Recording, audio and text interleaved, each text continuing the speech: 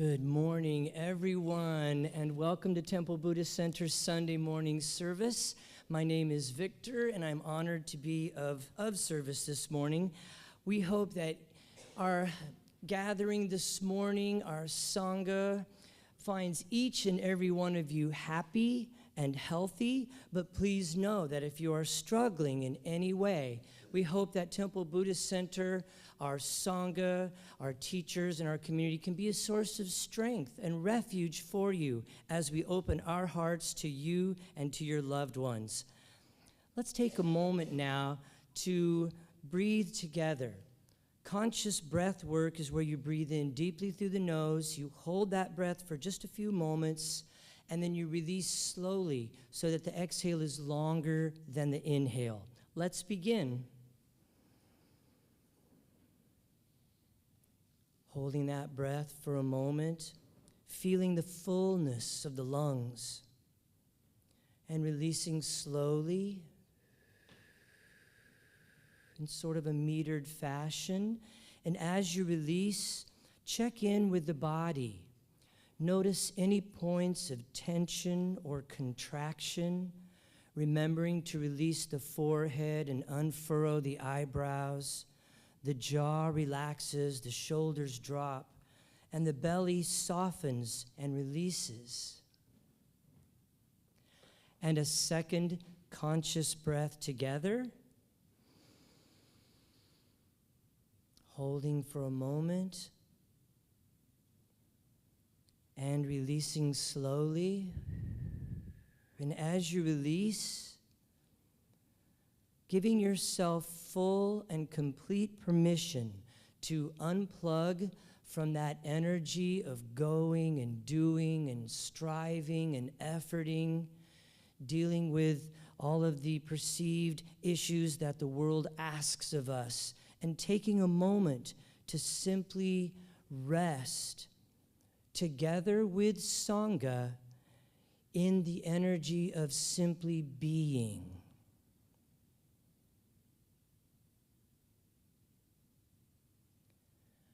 And a third conscious breath together.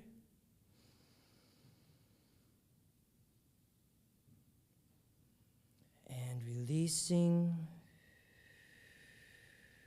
And as you release on this third breath, allowing into our awareness the present moment. There is only this. This is all there is. The present moment might seem like a small increment of time, but it actually has no beginning and no end, and we are always arriving in the here and the now.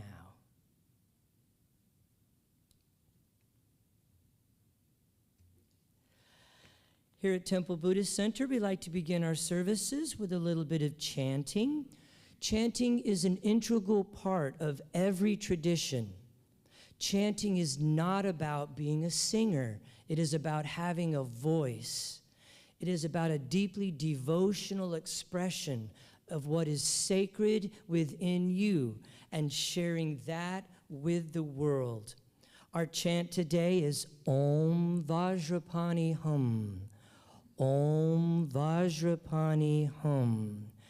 You might recognize the seed sound, Om. Om is the sound of the universe, reminding each one of us that we are a beautiful note in a grand cosmic symphony that is forever playing. And Vajrapani Hum, in the Buddhist tradition, this is a chant that honors the energy of the enlightened mind, that vast, that boundless energy that knows no limits and can be shared with anyone and everyone and never, ever reducing our light. And then the Hum part of it kind of means I am that. Om Vajrapani Hum. And so with that, let's take a conscious breath. And let's begin. Om Vajrapani Hum. Om Vajrapani Hum. Om Vajrapani Hum. Om Vajrapani Hum. Om Vajrapani Hum. Om Vajrapani Hum. Om Vajrapani Hum. With a smile. Om Vajrapani Hum. Om Vajrapani Hum. Once more. Om Vajrapani Hum.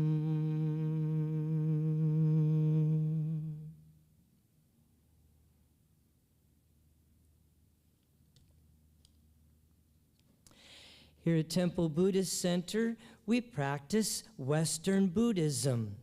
Western Buddhism is a blend of Eastern philosophy and Western psychology. And this new and exciting form of spirituality is dynamic, it's growing, it's learning, it's changing with us as we find out more about this precious human condition. It is active, it is inclusive, and it focuses on core Buddhist insights, as well as mindfulness, meditation, and their practical applications in our daily lives. Our goal here is not to get everyone to agree on a conceptualization of different philosophies and lineages and sects of Buddhism, but rather it is on a shared experience of mindfulness, oneness, and love, whether we are chanting together, whether we are sharing from the heart, or spending time in noble silence, connecting with each other in consciousness. We respect that you will participate at a level that is comfortable for you. We take refuge in the three jewels, and we acknowledge these core values as expressions of the awakened mind: the Buddha, the Dharma, and the Sangha. We value awareness of our Buddha nature, as well as the Buddha nature of all beings, bringing a fresh and a new perspective to each and every encounter. And the second jewel, the Dharma, the truth teachings. Dharma has two meanings. On one hand, it is the teachings and the writings that our teachers share with us about this awakening experience. And on the other hand, the Dharma means the truth of this moment. And also our Sangha, our spiritual community, an essential part of growth, where we come together to practice the teachings with each other and to help each other along every step of the path. And so at this time, let's go ahead and silence any cell phones or electronic devices as we prepare for a time in meditation and contemplation. We're going to begin with the prayer of refuge, which we recite 3 times for the 3 jewels. Together, in Buddha, Dharma, and Sangha, we go for refuge until fully awakened through the power of generosity, ethics, patience, enthusiastic effort, concentration, and wisdom. For the sake of all beings, may we realize and demonstrate our innate goodness. In Buddha, Dharma, and Sangha, we go for refuge until fully awakened through the power of generosity, ethics, patience, enthusiastic effort, concentration, and wisdom. For the sake of all beings, may we realize and demonstrate our innate goodness. In Buddha, Dharma, and Sangha, we go for refuge until fully awakened through the power of generosity, ethics, patience, enthusiastic effort, concentration, and wisdom. For the sake of all beings, may we realize and demonstrate our innate goodness.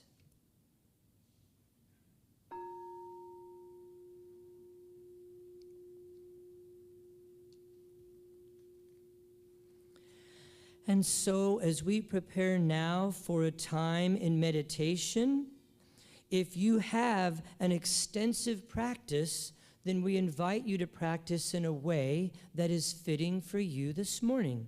If you are newer to meditation, we're going to begin with a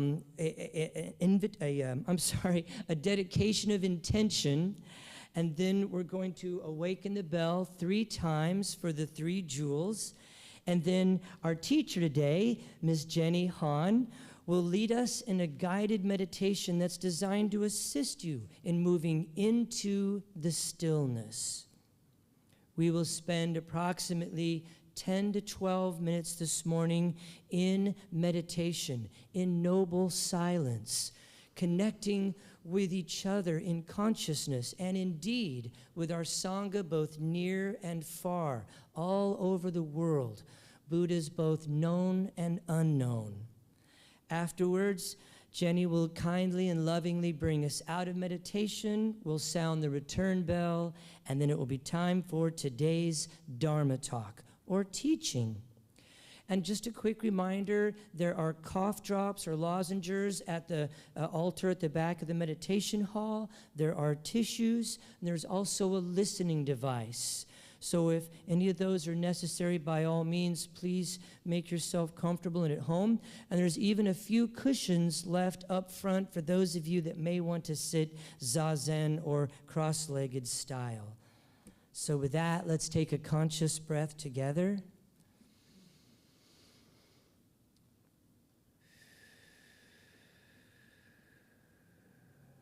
Body, speech, and mind in perfect oneness.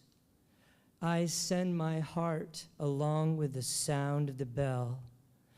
May the hearers awaken from forgetfulness, transcend the path of anxiety and sorrow, and realize the true nature of who they are.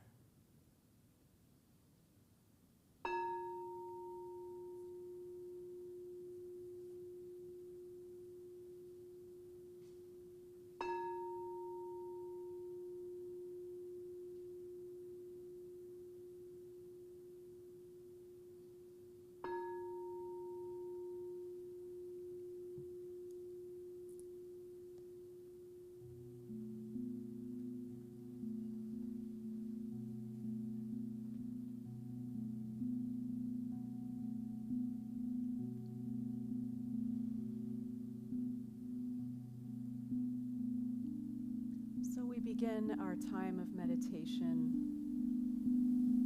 by bringing awareness to the breath.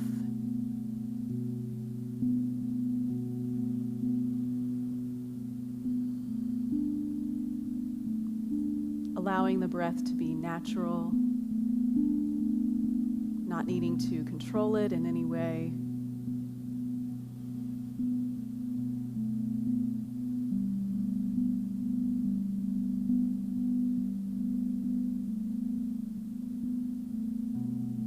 Just bringing a gentle, kind awareness to the inflow and outflow of the breath, of this natural process.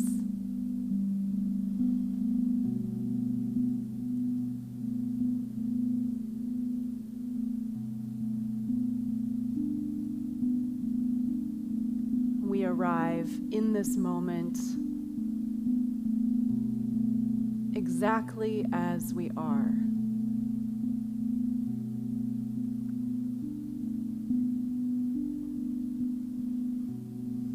Settling into this human form with all of its sensations, feelings, and thoughts.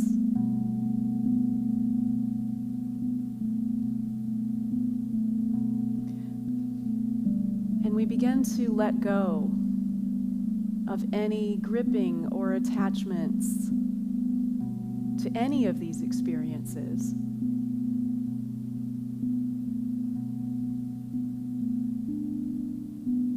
To any mental stories,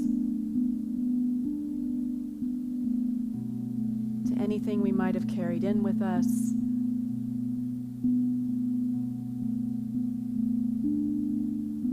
We begin to soften the grip.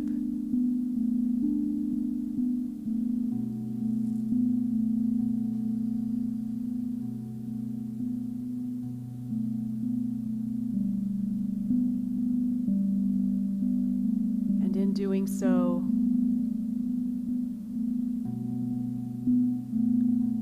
we settle in to our truest nature.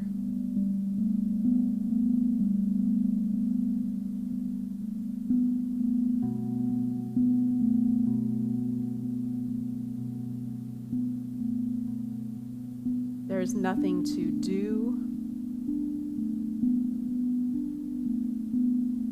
There's nothing we need to try in this moment. We simply be.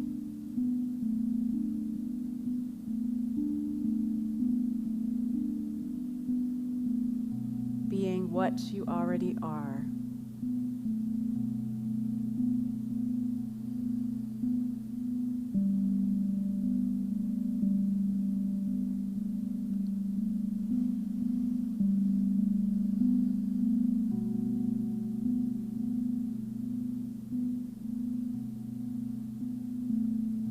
So allowing ourselves to bask in the radiance of our true nature,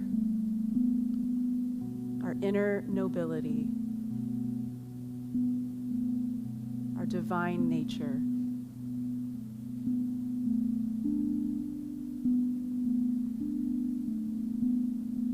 And to rest our awareness here.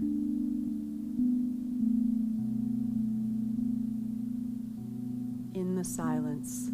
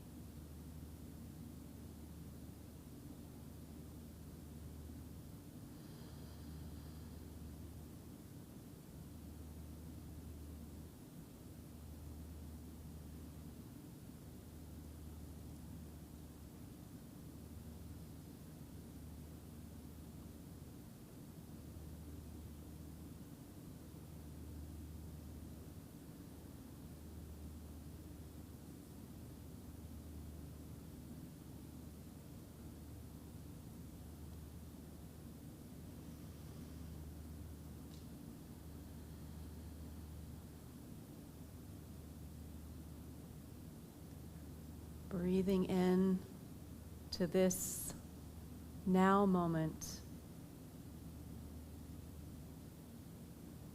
the eternal now.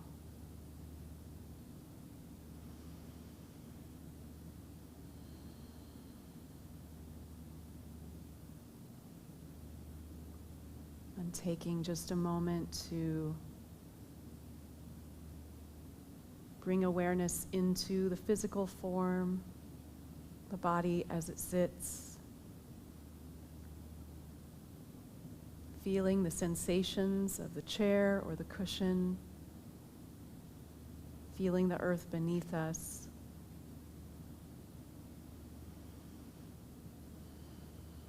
Feeling the sensations of the breath, breathing.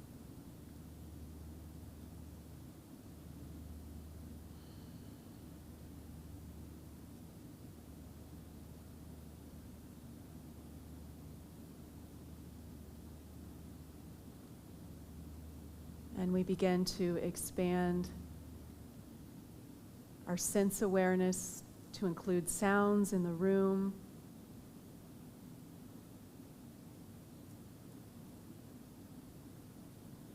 and to listen with absolute presence as we welcome the sound of the closing bell to end our formal time of meditation.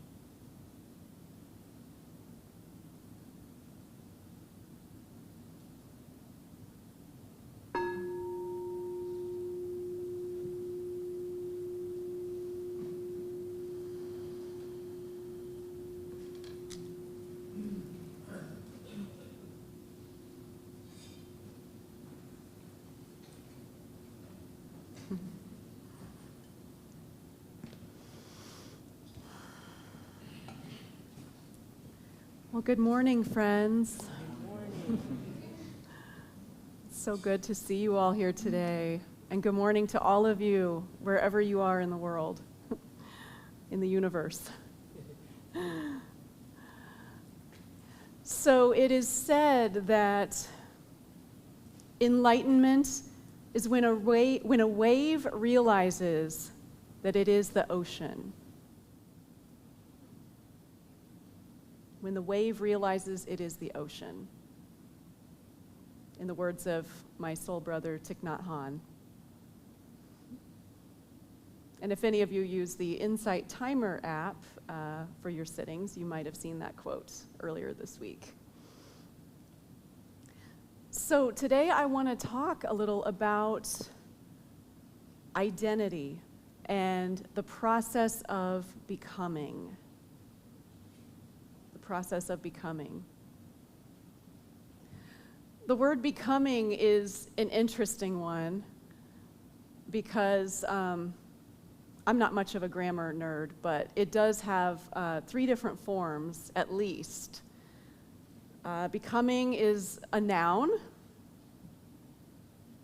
The process of coming to be or passing into a state. Becoming can be an adjective, a form of flattery, as in, ooh, that enlightenment looks really becoming on you. But it's also a verb, to begin to be. To begin to be. So I want to start by talking a little bit about identity and moving into this idea of becoming. So to start, I want to share with you a few different identities, okay? A young being born into a 19-inch body who did not yet know how to communicate and saw the world only as light and shadow, with no sense of identity. A free spirit young girl who created her own reality along with her inanimate sidekick, Barry. A doubting young woman struggling with anorexia nervosa, an empowered leader and creator with an entrepreneurial spirit who does not take no for an answer, and a mature human grappling with impermanence, with changes in the body, questioning ultimate identity. So what do all these identities have in common? They've all been me at some point in time. So which one is real? Which one is true? Are any of them true? Is our identity what's true in this moment, right now? I invite you to consider that question for yourself. Who am I? Who am I, really? So if we meet after the service out in the lobby, you might tell me your name. You might tell me your occupation or your passions. You might tell me you're a meditator or a Buddhist or not. You might share your social roles, a mother, a father, husband, wife, partner, lover, friend, all the social roles that you fill. Maybe your age, your gender, your race, your nationality, your sexual orientation. All of these things are useful, right? You might be a proud Kansas Citian,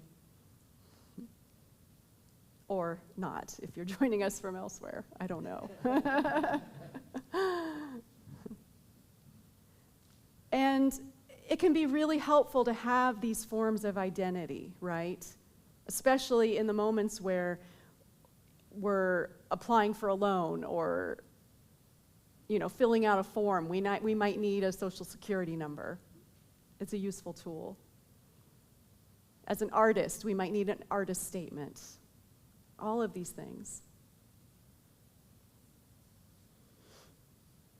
We might identify with our bodies. How much does our body change over the course of a lifetime? We might identify with our thoughts, our beliefs, our political affiliations. Are any of these our true selves?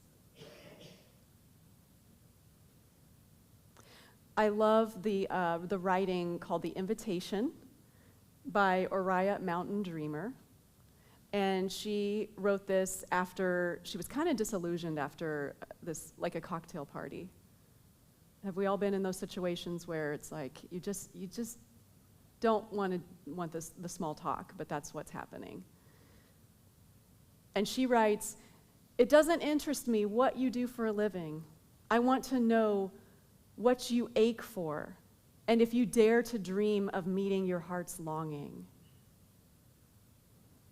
And she goes on and on and on. It's a beautiful writing. But I want to sit with that question of who are we? Who are we really? Because no matter how we identify and no matter how useful it is in the world and how relevant and important it is on a relative level, ultimately, it is a story, is it not? The term persona it derives from the Latin word that means mask, the mask of an actor. And we do tend to identify with the mind and the mental self rather than our true nature, whatever that is. What is that? So you might be familiar with the Buddhist doctrine of anatta, or no self. Anatta is one of the three marks of existence, along with dukkha, which basically means dissatisfaction, and anicca, or impermanence. And anatta basically means that the idea of the enduring self is a fiction. Is a fiction. It means there's no permanent, lasting self. The Buddha said, cling to nothing as self. Or he said something similar to that. I'm paraphrasing. So our grasping and our aversions are like the glue of self that holds us to that sense of self. And part of our practice here is to loosen that grip, to expand into a greater sense of who we truly are. Many of you know Robert Brummett, who often sits in this seat, my teacher of a couple decades now. And he used to ask the question, so where is your self located? Where is the self? Where does your self go when you go to sleep? When you sleep at night? Where does it go? He used to say that, that life is a verb, that Jenny is a verb. That really blew my mind. That makes my head hurt. But that Jenny, or insert your name here, is a strategy. A strategy for getting through life. How much Jenny do I need to get through the day? How much, insert your name, do you need to get through the day? So there's this paradox of being human, right? There's many. But this paradox of becoming is this, that we have to let go of all of the layers of identity of who we are and our attachments to them in order to become who we truly are. We have to let go of our attachments to our identity in order to become who we truly are. So there's both this process of becoming, like the example of the acorn becoming the oak tree, right? That we have this divine blueprint, we have this inner nobility, and we, according to Buddhist teachings, we already are that. We don't have to add anything to it. We already are that. So why aren't we always knowing that and living that every moment of every day? Well, that's the other part of the paradox of becoming, right?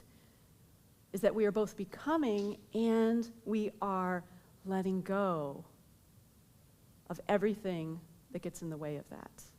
Everything that we are so attached to, so clinging to, that we don't make room for our divinity. You are perfect and whole, as you are. And there's always room for improvement. The great paradox. So conscious evolution says that we are the universe waking up through us. And I love this Rumi line, stop acting so small. You are the universe in ecstatic motion. Stop acting so small. You are the universe in ecstatic motion. So this can be scary, right? This idea of like letting go of our identity. And we don't have to get rid of it completely. Like I said, we use it whenever we need it. But no self is not bad news. No self is not bad news. When we are in the zone, when we're in a place of absolute presence and concentration and bliss and knowing our purpose and being fully immersed in an activity, Where's the sense of self in those moments? This is how I often define creativity, as being an artist and as leading others in tapping their creativity. I define creativity as pure awareness being colored and flavored and textured by our own individual uniqueness. So imagine that you are a channel, you are a vessel through which universal flow is interpreted and combined and expressed in new and interesting ways. How cool is that? So are we attached, or are we permeable and flexible? Are we an open channel? Are we living in the flow of life? What if joy and laughter are our true nature? What if? So I mentioned true nobility earlier, and I want to just touch on this for a moment because I love this about Buddhist teachings, this idea that we are divine.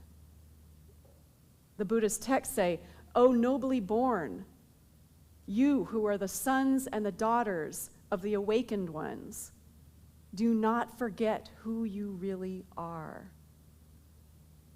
Do not forget who you really are.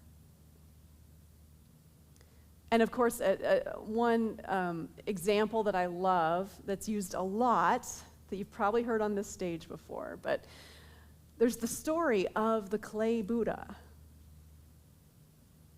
And this was a true story of this huge Buddha statue that was at a Thai monastery.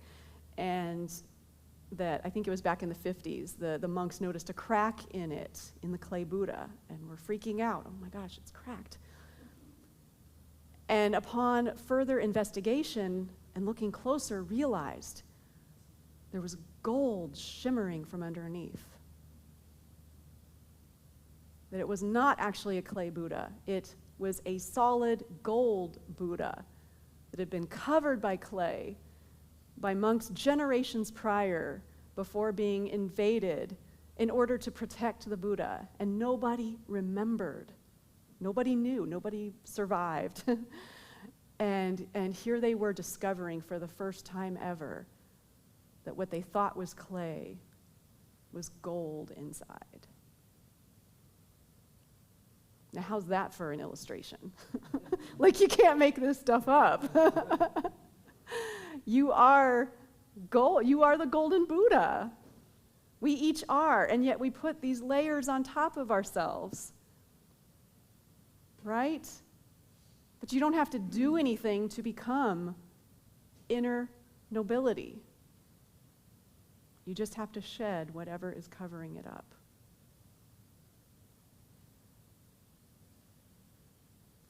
So I want to close with a poem that I think speaks to the fear that can come in this letting go, and the fear of transcendence and moving forward, moving beyond, and becoming something greater. This is a poem by Khalil Gibran. It is said that before entering the sea, a river trembles with fear. She looks back at the path that she has traveled, from the peaks of the mountains, the long winding road, crossing forests and villages. And in front of her, she sees an ocean so vast that to enter, there seems nothing more than to disappear forever.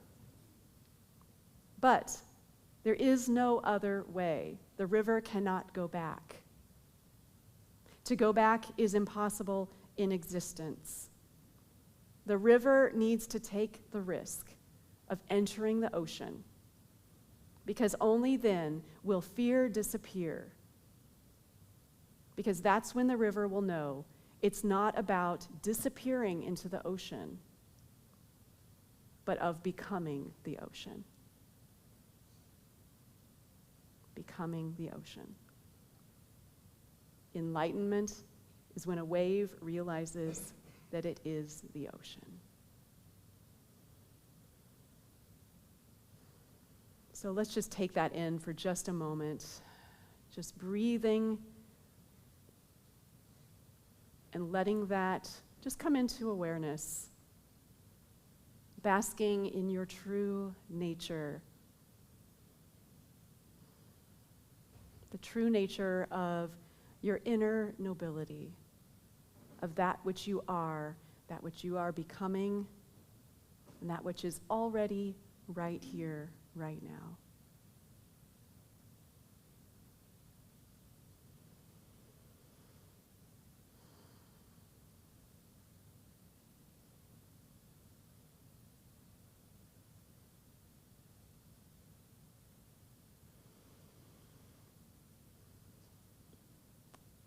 And thank you all.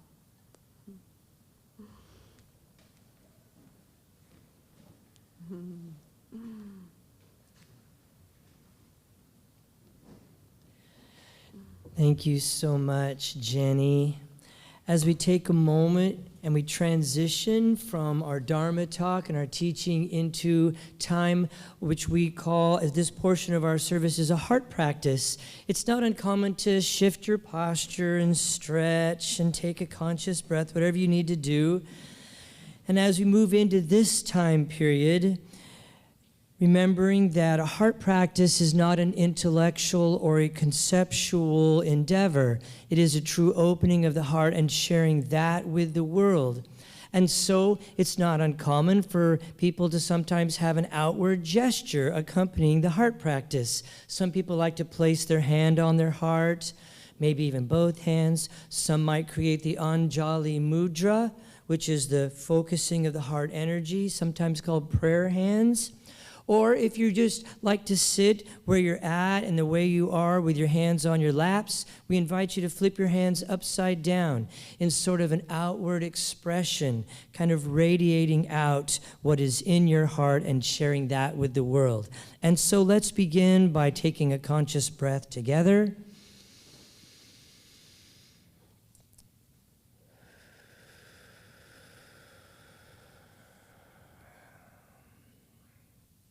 And so as you exhale, I invite you now to bring to mind an image. Using our imagination for a positive expression and for transformation, we bring to mind the image of you, a full body image of the form that has been given your name and that has accrued all the experiences over the years. And holding this image in your mind's eye, I invite you to silently recite these words of the heart practice. And today it is metta, or metta practice. And so we begin. May I be filled with loving kindness. May I be safe from inner and outer dangers.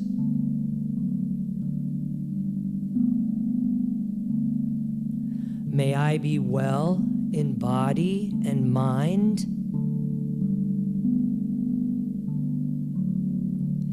And may I be at ease and happy.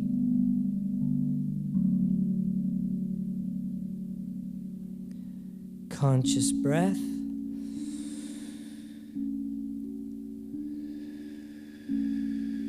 And as you release that sentiment into the universe, I invite you now to bring to mind the image of a friend of yours. And as you form this image of your friend in your mind's eye, let us open our hearts as we send metta. May you be filled with loving kindness. May you be safe from inner and outer dangers.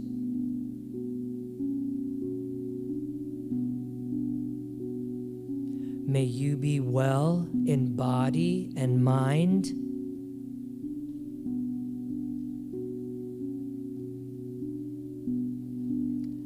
And may you be at ease and happy.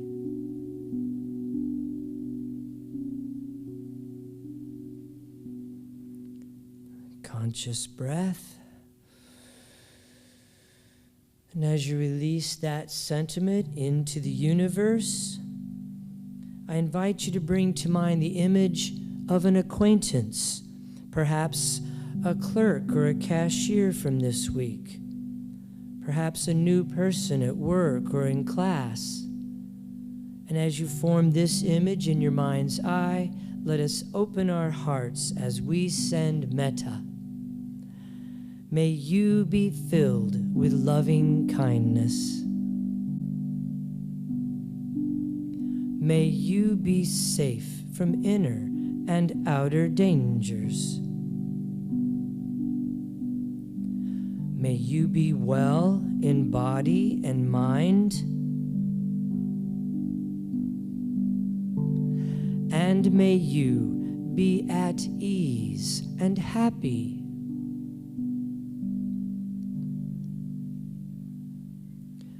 Conscious breath.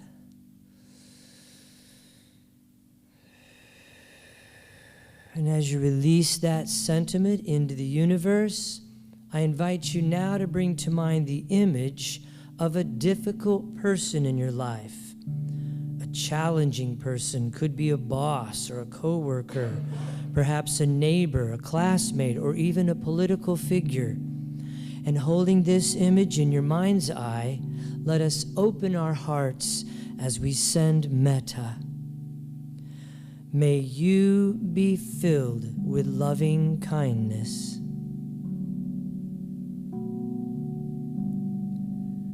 May you be safe from inner and outer dangers.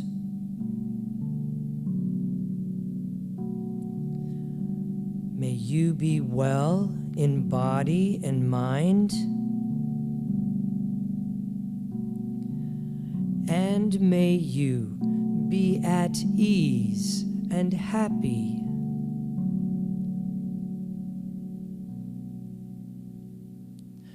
Conscious breath.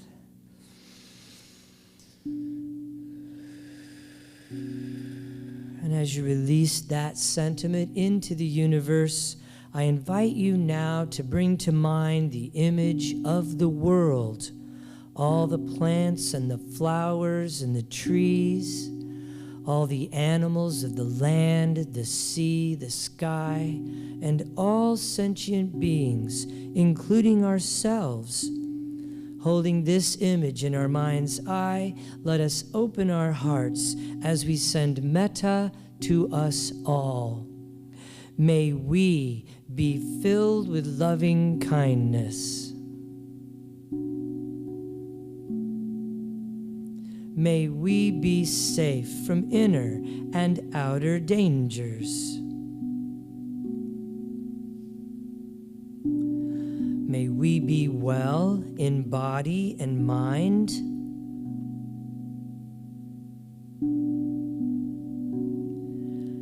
And may we be at ease and happy.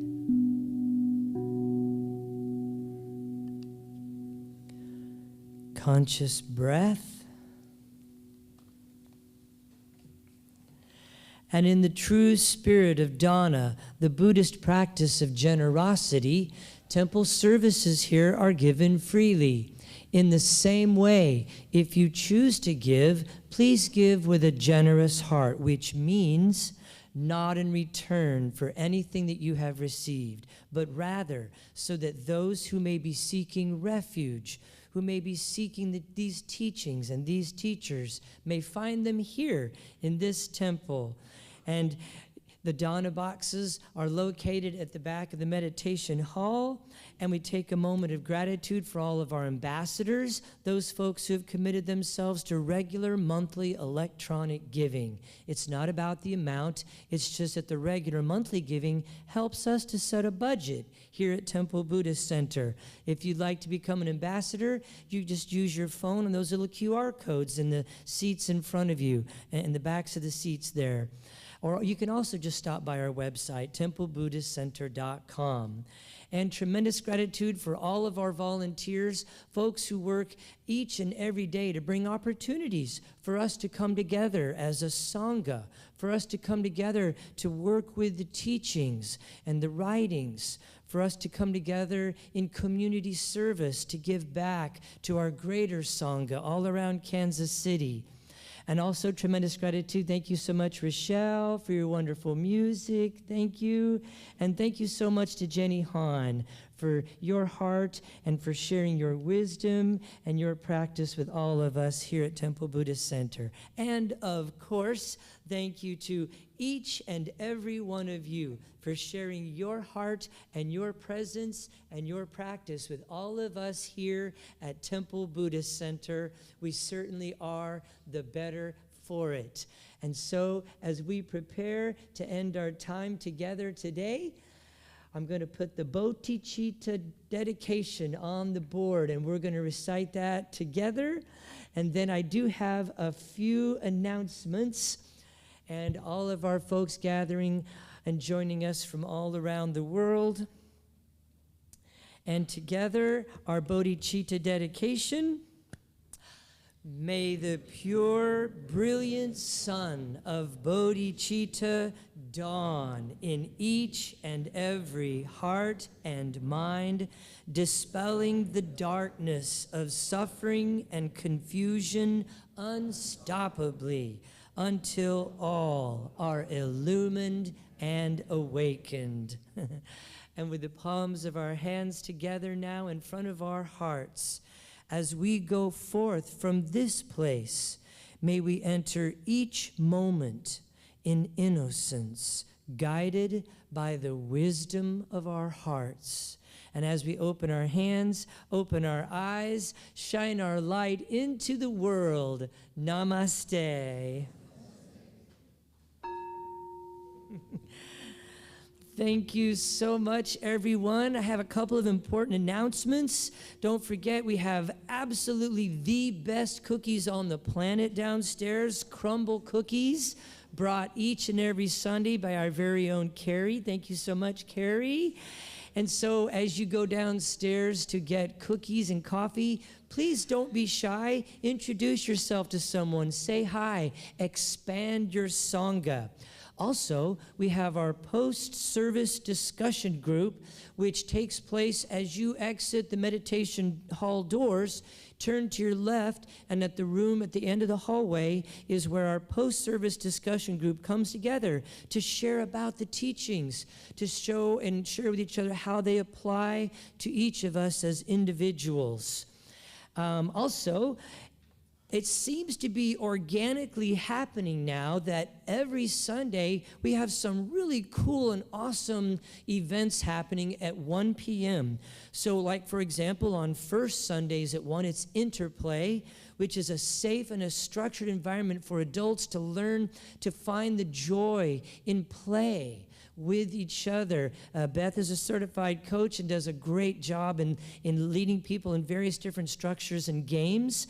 And on second Sundays, we have our meditation seminar where we can come together as members of Sangha to discuss any issues or problems you might be having with either your meditation practice or your mindfulness practice. So that's a good thing. And on third Sundays now, our very own Brian and Tim are offering authentic relating classes, which is another way to learn to be a little bit more vulnerable vulnerable, a way to learn how to speak more from the heart. It goes absolutely hand in hand with what Jenny was talking about today when she opened up with that quote about how sometimes I don't really care about, who you work for. I want to know what your heart is longing for. This class is exactly that, authentic relating. So I hope after lunch or something you can come back and join Tim and Brian downstairs in Temple Space for the authentic relating class.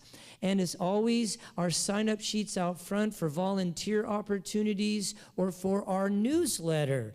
And I did, by the way, send out a newsletter just last week. I think it was Monday or Tuesday. So if you didn't get it, it's called TBC Updates and Happenings. If you did not get it, please check your spam folder because sometimes Gmail will recognize that it's a bulk mail. We have over almost 4,000 people on our mailing list, so check that. It might have gone into spam. If you still didn't get it after that, please check in with me and we'll see if maybe we don't have an incorrect email for you. And coming up very soon, as many of you know, we just finished this week. Some of them are here. Some folks are not because they ascended. So we just finished a 4-day silent meditation retreat this week, and it was absolutely amazing. There just simply are not words for it. And so those of you that would like to deepen your practice, we offer every quarter a day-long silent meditation retreat. And so it's coming up June 10th. It's a Saturday from 9 to 4:30. And don't be afraid of sitting in silence and meditation for a day because we really know how to structure it and make it work for you. There's a silent lunch together as well. And our topic of the day long is samaditi, or in other words, it's basically wise understanding as we work with understanding roles, types, and image, something that Jenny also talked about today. So it was very fortuitous and synchronistic to have you here with us today. Jenny, thank you again so much. Registration is open for that online, so please get registered. Our Temple Buddhist Center store, thank you, Liz. I don't think she's here, but she may be watching from home. She built a little store for us, so you can stop by and you can get all kinds of fun things from Temple Buddhist Center.